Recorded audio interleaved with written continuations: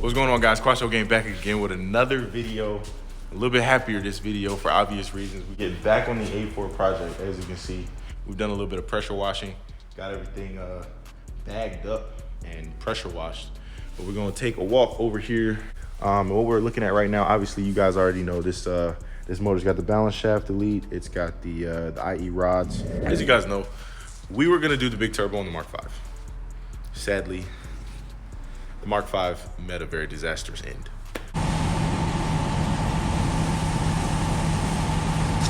So what we're gonna do is take the turbo that was meant for the Mark V and see if we can't make it work on the B784. And as you can see, the B7 is in a state right now. It's dirty, it's covered in garbage. We're gonna clean it, we're gonna paint, restore, we're gonna do a lot of things to this car in particular, as it is now the new channel car, the new project baby. But you guys already knew that if you actually watch my videos. The plan tonight is to try to modify the motor mount to facilitate for a transverse, convert a transverse turbo to a longitudinal turbo. So in this case, we're gonna try and figure that out for tonight, and maybe get some progress as far as getting this engine together, getting it in the car, and going from there. So you guys stay tuned.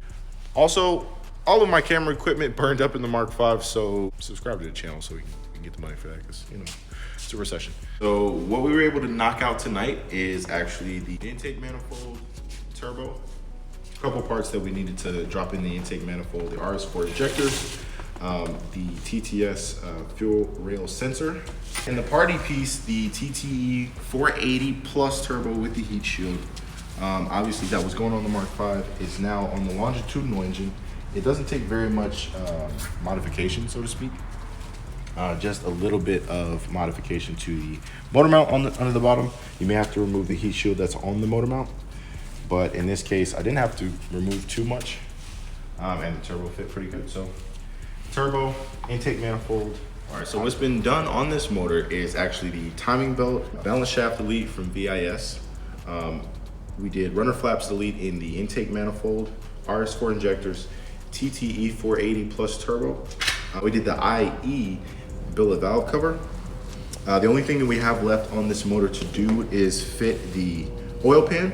And then once we fit the oil pan, we can go ahead with putting it in the car. We also have an Autotech high pressure fuel pump to fuel the system. So I think I'm gonna go with Unitronics as far as tuning for this car. And we'll try to make 450, 460, who knows, maybe a little bit more horsepower, obviously, to the crank, to the wheels. We'll get a dynoed, and that'll be in a future video. So you guys stay tuned, and thanks for watching.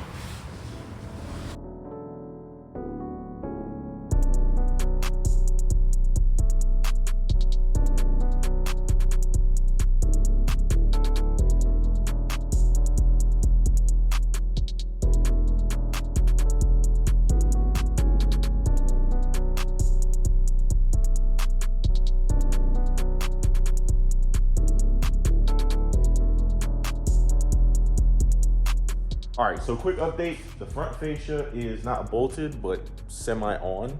Take a look, obviously front mount, all that good stuff. All the plumbing's been done.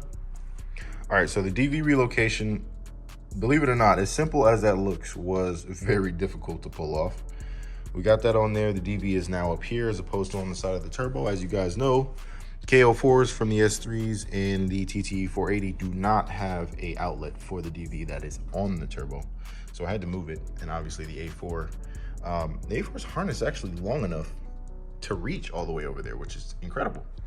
The flange, this turbo flange, as you can see here, it's a little messy, but this turbo flange is different than the one that comes on the B7. So we actually have to chop this flange on and replace it with the transverse flange, which is not that big of a deal. Everything else is in order, and we'll cut to the first start.